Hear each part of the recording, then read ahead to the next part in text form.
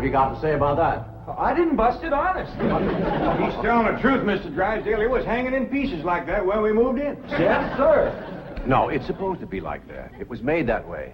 It's been like that for 200 years. 200 years? Hey, this house is older than it looks. Jethro? Oh, I plumb forgot. Granny wants to see you. Skedaddle. All right, Uncle Jed. Nice boy. His ma, my cousin Pearl, gave me the notion to move out here. Well, I'm most grateful to her. Oh, but first, I wanted to explain about this priceless crystal chandelier. It was designed and made for Louis XV, hung in the Hall of Mirrors at Versailles. Napoleon Bonaparte planned campaigns with the light of that chandelier. Talleyrand used it.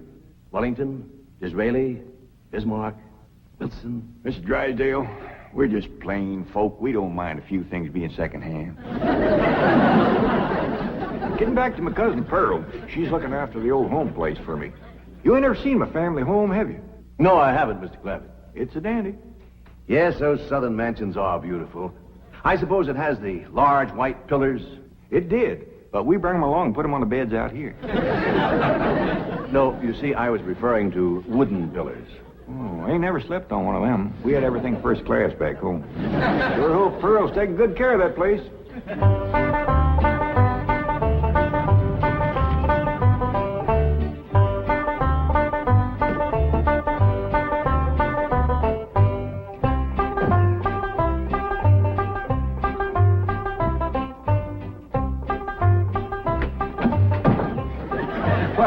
Hello there. Oh, why, you're Mr. Brewster from the oil company that paid Cousin Jed all that money for his swamp. 25 million to be exact. You ain't here to back out, are you? No, indeed. Your cousin's money is safe in the bank in California. I just thought you'd like to know that I heard from the bank, and your family arrived in Beverly Hills safe and sound. Oh, that is good news. My son Jethro drove him out, you know. Yes, I know he did. Oh, I have something here from the bank. I think you'll enjoy it. For me? They told me at your house I'd find you here. Yeah, well, I promised Cousin Jed I'd keep an eye on the old home place for him. It's a long trip from my house, but I'm glad to do it for Jed. That's nice of you. Yeah, well, you know, can I help you look for that money? What is the money? It's pictures of the estate that Mr. Drysdale, the president of the bank, purchased for him in Beverly Hills. Oh. Now, this is now the Jed Clampett estate.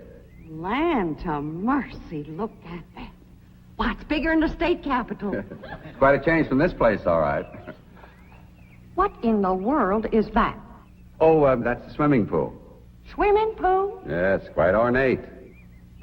Oh, my son Jethro's gonna like that.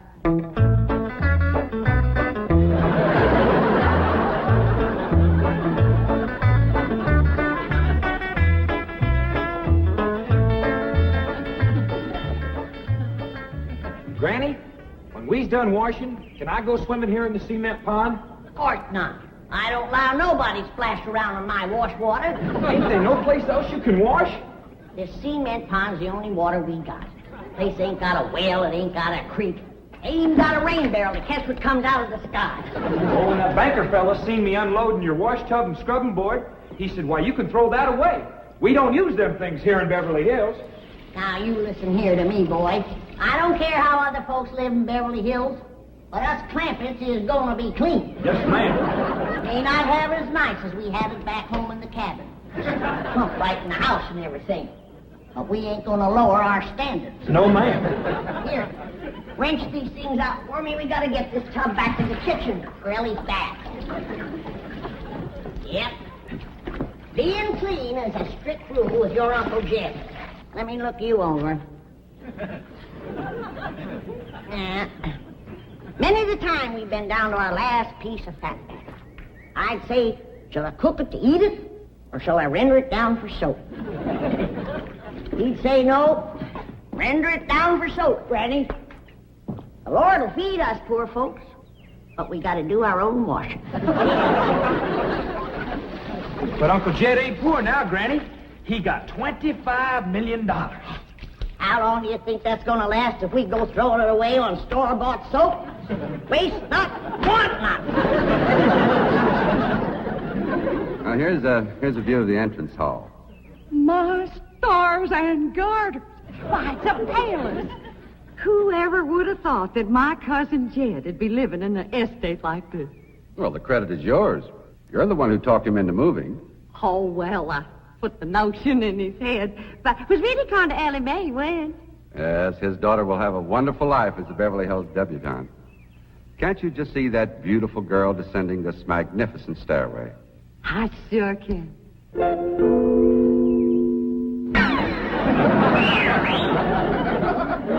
Elly May, I don't reckon that's the way a young lady comes down the steps in Beverly Hills, is it, Mr. Drysdale? Oh, not as a rule, no. Oh, I can come down the other way. Watch this.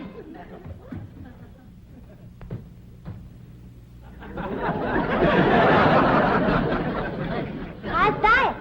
Well, that's not exactly what I had in mind. Well, show me. No, my secretary will show you. Oh, she's in town doing some shopping for you. Oh, what's she getting me? Well, now, that's going to be a surprise, Elly, but it's some things you've been in needing, and they're going to be pretty, and you're going to like them. Things I've been a needing? A set of muskrat traps. A 3-blade frog sticker? Nope. A ready-made slingshot. Now, Elly, you way off the track. Now, you wait till Miss Hathaway gets here, and you'll see. Yes. Well, I'll be pushing along to the bank.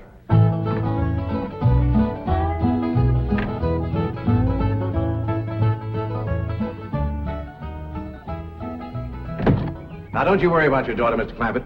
When my secretary gets through with her, you'll think she's been to finishing school.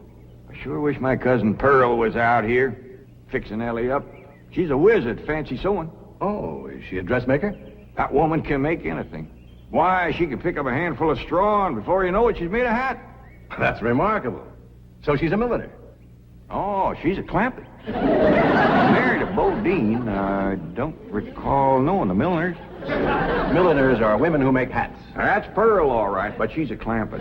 You talk about making hats. Pearl made herself a hat one time that was shaped just like a bird's nest. And in there on the nest was this blue jay a-setting on her eggs. Well, sir, they come from everywhere to see that hat, to study it, to see how Pearl made it so as they could copy it. Boy, there was dozens of them from all around. Hat designers? No, blue jay. Never did catch on too good with people. For a while there, Pearl couldn't hardly go out of the house without a bunch of blue jays taken out after her. Sure wish she was out here. She'd have Elly slick as a picture in a catalog. Yep. I ought to be out there in Beverly Hills helping Cousin Jed. Well, he certainly has plenty of room for you. This mansion of his has 32 rooms and 14 baths. 14 bathrooms? Yes. A sunken marble bathtub. Oh, I can just see Elly May having herself a bubble bath in there.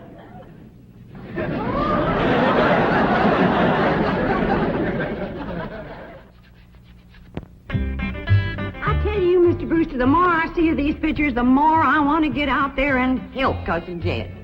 Of course, I wouldn't go without being asked. Well, naturally. But, I think you should go. I've been asked. Well, now, it's not exactly my province. Well, why don't you telephone your cousin and talk to him? Oh, why, they ain't a telephone within 40 miles of this place. Nearest one, I guess, is at the International Emporium, clean over to Oxford. Well, I'll be happy to drive you over there. Oh, I couldn't let you drive me all that way just to use telephone. Busy oil company man like you. That's 40 miles. There's no trip at all in this car. No, I couldn't do it. Why, folks that see me riding in this big, shiny car with a tall, good-looking city fella, why, sure as the world, they'd think that... Let's go. Well, what about your horse and buggy? Oh, just untie Bessie's. You go on home.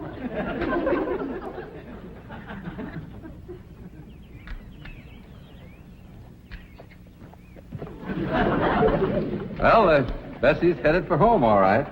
Mrs. Bodine, how long has your buggy been hitched there? About an hour, why? Why, Blue Jay built her nest on the seat, and she was sitting on her eggs. Oh, shoot. I wanted to wear that.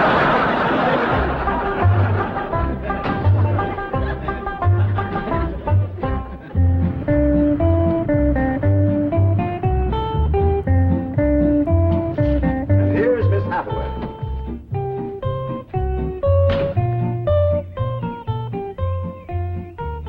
Mon capitaine, je suis l'état. Fine. Ready for Elly May? Gentlemen, aided and abetted by the gossamer garments, exotic lotions, and other feminine appurtenances within these cartons, I am ready to assume the role of Pygmalion and transform that barefoot Galatea into a striking and sophisticated paragon of Beverly Hills literature. That's yes the hard way. Well, duty calls. I leave you in capable hands. Goodbye, Mr. Clampett. Thank you, sir. Chief, Well, that sure is neighborly of you, Miss Hathaway. Reckon you can handle Elly May? Uncle Jed, Granny says... Oh, howdy, Miss Hathaway. no, bonjour, Jethro. Here are them things in for Miss Hathaway, Jethro. I think she kind of likes you, boy. She does? Well, I can't take 'em into the house. That's what I come out here to tell you. Granny says that all the men folks got to stay out of the house while Elly May's taking her bath. Oh. But isn't Elly May bathing in the privacy of her own bedroom suite? Hear what she called you? Sweet. What's the matter with him? Why doesn't he answer? Hey, he's just a little shy, I reckon. Ask him again. Is Elly May in her bedroom suite? No, she ain't, darling. Never mind, I'll find her myself. Uncle Jed, I got me a girl. You sure have, boy, and a city girl, too.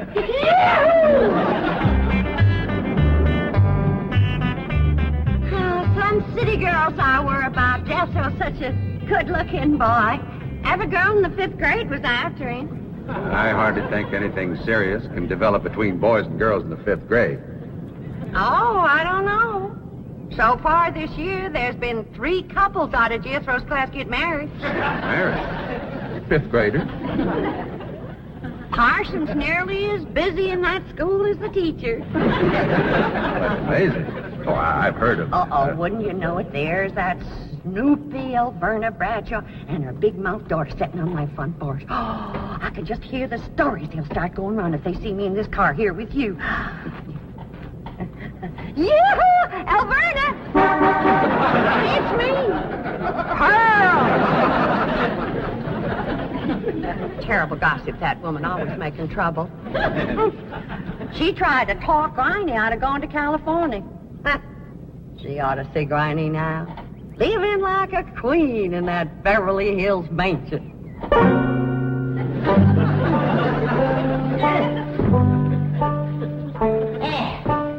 I should have listened to Alverna Bradshaw and stayed home. We had a pump right in the house. Didn't have to tote water a quarter of a mile. Oh, you ready to get rinsed off, Elly? Well, not yet, Granny. Should have washed my hair. No, you better wait till I can catch some rainwater. That pond water smells like it's got medicine in it. I wondered why there's no fish in that pond. Yeah, I reckon that water killed them fish. But don't you worry. My lye soap will kill anything that killed them fish. Have you seen... What in the world's going on here? Well, there's a bath going on. That's what's going on. Howdy. But I don't understand. Well, then somebody ought to explain it to you, sissy woman. You see, first you heat some water. Then you put it in a great big tub like this. You put some soap in it, and then you get in it, and you start to wash, and that's what you call a bath. Granny, you don't have to do this sort of thing in Beverly Hills. Don't you listen to her, Elly. Ain't you ever heard that saying that cleanness is next to godliness? But of course, John Wesley said that. And I bet he didn't live in Beverly Hills. Here, Elly, dry yourself off with this nice big bath towel. Ah, my girl. I'll rinse off that old lye soap. Lye soap. Did you say lye soap? That's right. I make it myself. But that will ruin this beautiful girl's delicate skin. I've been washing with it for 72 years. Look at my skin. It's like leather. Yeah. Nice, ain't it? Granny, I hope you will forgive my momentary bewilderment at this primitive form of ablution, but please let me explain. So first explain what you just said. Well, Elly May has a beautiful big bathtub upstairs. Upstairs? It was hard enough carrying the water in here. I ain't going to tote no water upstairs. You don't have to. There's a big, beautiful... Haven't you been upstairs? No. Jed said that probably belonged to somebody else. Ain't that right, Elly? Yeah. Paul said he heard tell that folks sometimes live one family right on top of another. But that's only in apartment houses. This entire house belongs to you. And each one has his own individual bedroom suite. Come along and let me show you. And also the lovely things I brought from town. Well, you go ahead. I'll be up directly. What all did you bring from town? Everything, Elly. Everything from chapeau to pumps. Pumps! Praise the Lord. Now I won't have to tote water. Jethro? Yeah, Uncle Jed? Now, you're going to be keeping company with a girl. Is there any questions you like to ask me? What kind of question? No, about girls. How much you know about girls? They softer than boys. Yeah, I reckon. Speaking. And they shorter and rounder. Yeah? And the hair's longer and it smells sweet when you snuggles up to 'em. Oh, so you've been doing some snuggling, have you? I've done more than that. Yeah, I reckon you better tell me about it. Who was she? Prettiest girl in the hills. Big Mouth Bradshaw. Well, Verna's girl. I heard tell she's kind of fast. Is she ever? Uncle Jed, I was walking past the cabin, and Big Mouth, she calls out the window to me. She says, "Howdy, Jethro." She says, "My ma's just made a big batch of cookies. Come on in and have some." And I says, "Sure your ma won't mind?" And she says, "Ma's gone, and so's Pa. I'm here all alone." Well, Uncle Jed, I was in that house before you could wink an eye. Can't say as I blame you. No sooner was I inside, the Big Mouth, she puts a music record on the phonograph machine and commences to sashaying around, a twisting and a turning. Dancing. Yeah, I reckon so. Anyway, she says, "Put your arms around me, Jethro, and I'll teach you the two-step." What'd you say? I says, "Listen, Big Mouth," I says, "here we are all alone. Your ma and your pa gone. And you think that I'm going to waste my time dancing?" I says, "Not me, sister. Bring on them cookies."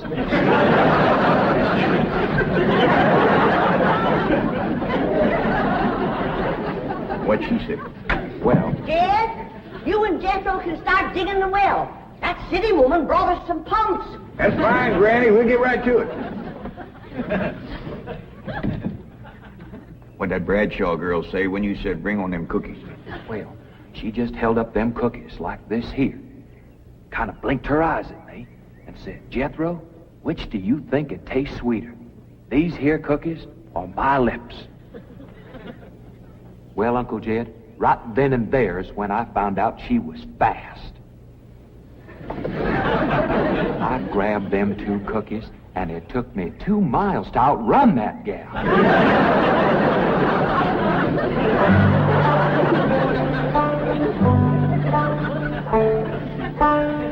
Jethro,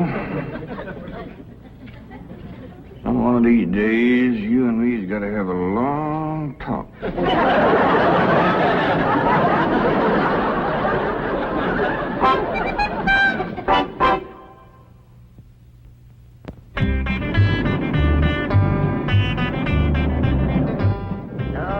Yes, he's a lady killer, that bar of mine. While Verna Bradshaw's daughter traced him all the way home one day. Sounds like Jethro has a lot of charm and sex appeal. Oh, he has. It's funny how a daughter can take after her father and a boy can favor his mother. Yes. I ought to be out there looking after Jethro. You know Jed's going to need him to help garden a place this big. Well, most Beverly Hills mansions have regular gardeners. And, of course, a complete sprinkling system. Sprinkling system? Oh, yes, indeed. That entire lawn is crisscrossed with underground pipes. Land to mercy.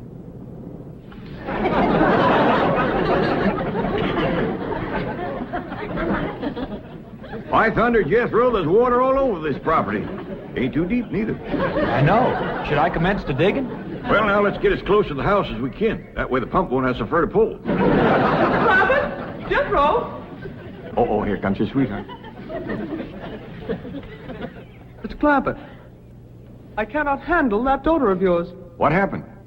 I opened that box of beautiful clothes, turned my back for a moment, and she bolted like a wild colt. I was afraid this would happen. Where is she? She's up there. I'll go right up and talk to her. Jethro, have you been upstairs yet? No, ma'am. Then you've got a surprise coming to you. What is it? Your sweets. So are you. No.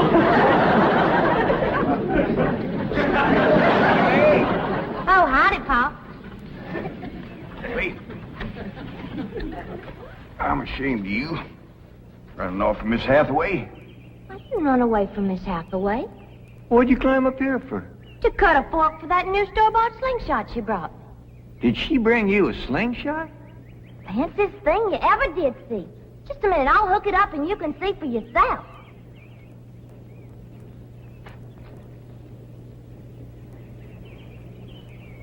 Look at that. Doggone. A store-bought, lace-trimmed, double-barrel slingshot.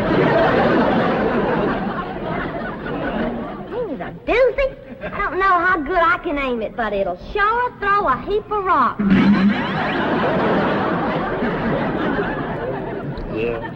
They really need me out there. Why, I could work wonders for Elly Mae with my fancy sewing and beauty secrets and hairstyling and everything. Of course, I had to learn all those things, not having a husband to support me. Didn't you say it was 40 miles to the town of Oxford? That's right. Well, we've already driven 110 miles. Land to mercy, I forgot to tell you the turn off. Well, long as we come this far, maybe we ought to go right on to California.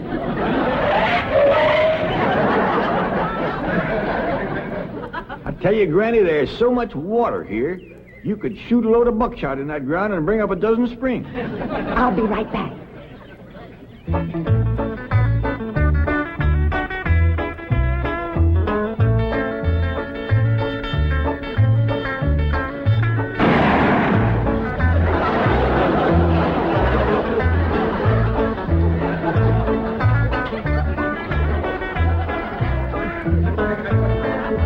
I ain't never missed yet.